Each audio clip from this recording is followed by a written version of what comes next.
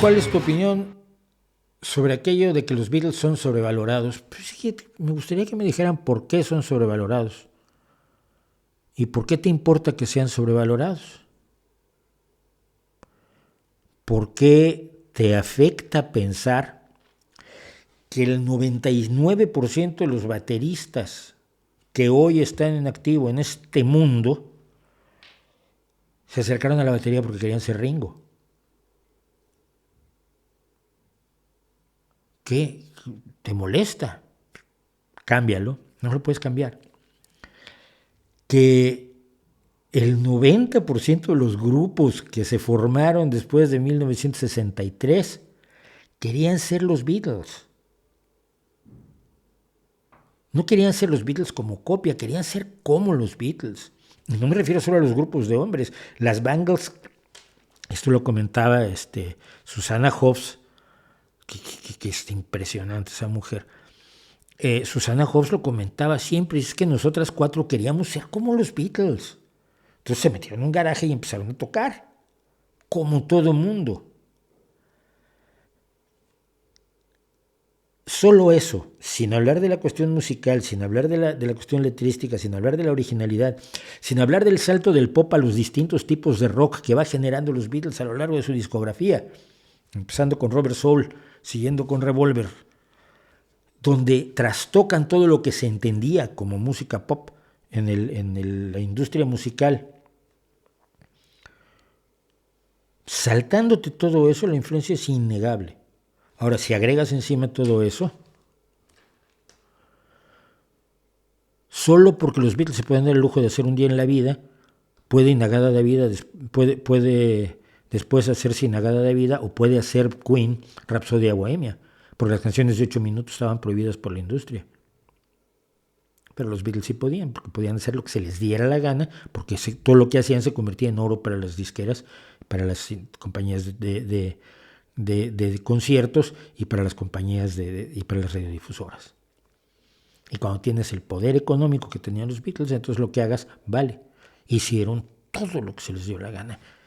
¿Están sobrevalorados? Pues demuéstralo. No lo vas a poder demostrar, porque ya en sus inicios más,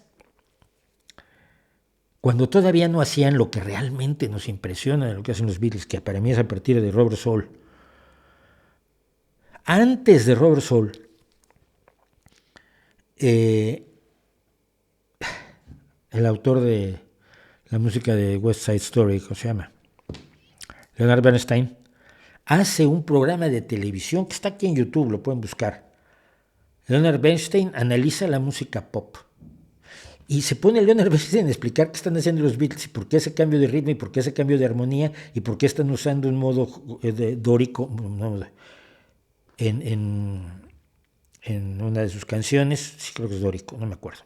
Usan música modal en alguna de sus canciones y por qué el cambio de ritmo es relevantísimo, porque nadie en el pop había hecho eso de ir en 4/4, luego cambiar a 3/4 y luego volver a 4/4. Lo está contando en 64 o 65 Leonard Bernstein. No discutas conmigo, discute con Leonard Bernstein.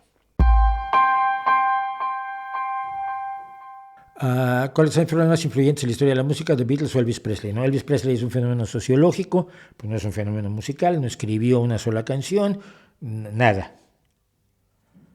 Elvis Presley es un fenómeno social, sobre todo en los Estados Unidos, aunque también evidentemente tiene repercusión a nivel mundial, porque todos quieren ser Elvis Presley, pero no es una influencia de carácter musical, es una influencia sobre todo de carácter social.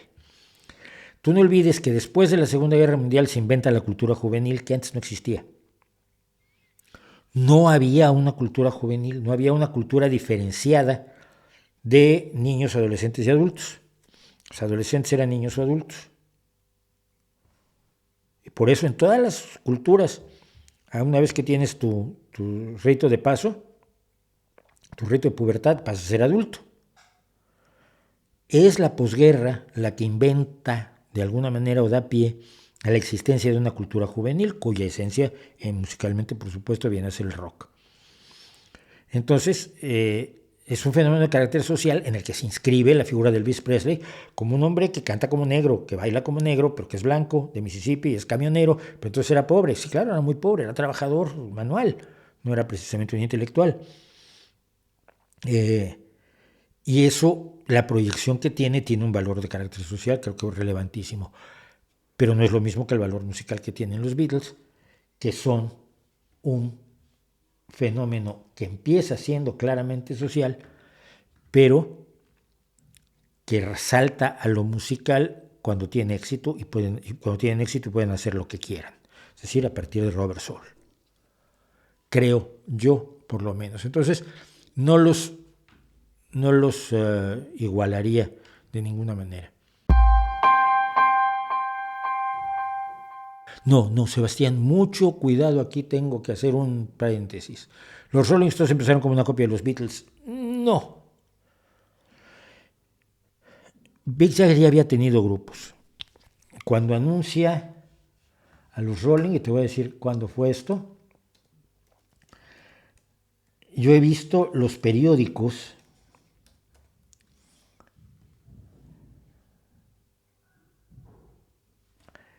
él ya había tenido varias bandas de blues.